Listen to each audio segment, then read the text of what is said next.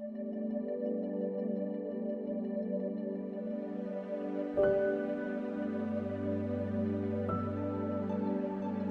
The Lord, आमीन। लखा लोग आए जमाने थे पर इब्ने खुदा जिहा कोई नहीं। लखा सोने बन बन बहंदे ने ओदे पैरां दी खाक जिहा कोई नहीं। यसुम मसीह नासरी के अजीम और जलाली नाम में आप सबकी खिदमत में सलाम अर्ज़ है।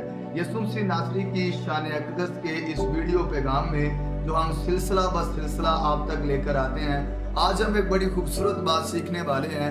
यसुम मसीह नासरी को बादशाहों का बादशाह क्यों कहा जाता है? खुदा के लोगों, बाइबल ऐसा बताती है कि जब यसुम मसीह नासरी इस जमीन पर तशरीफ फरमा हुए थे तो उस वक्त यहूदियत के ऊपर जो बादशाह मुसल्लत था उसका नाम हेरोदीस था।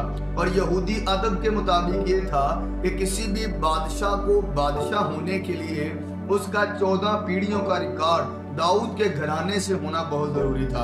और ये जो हेरोदीस बादशाह था, ये हिस्टोरिकली पता चलता है ईसाऊ की नस्ल से था और इसके पास सिर्फ 5 पीढ़ियों का रिकॉर्ड था। और यहूदी इसको हकीकी तौर पर बादशाह नहीं मानते थे।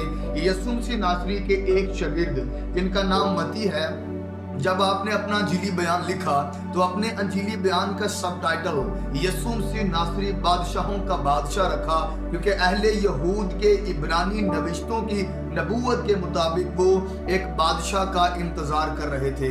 खुदा के लोगों, जब रसूल मत्ती ने आपका नस्बनामा कलम बंद किया तो यहूदी कोई भी ऐसी तहरीर नहीं पढ़ते थे जिसके ऊपर जो है नस्बनामा ना तहरीर किया जाए। तो उन्होंने जब नस्बनामा लिखा तो जो यहूदी तकरीबन 14 पीढ़ियों का रिकॉर्ड मांगते थे, जब उन्होंने नस्बनामा देखा तो वहां पर एक नहीं, 2 नहीं, बल्कि 3 दफा 14 पीढ़ियों का रिकॉर्ड दिया गया।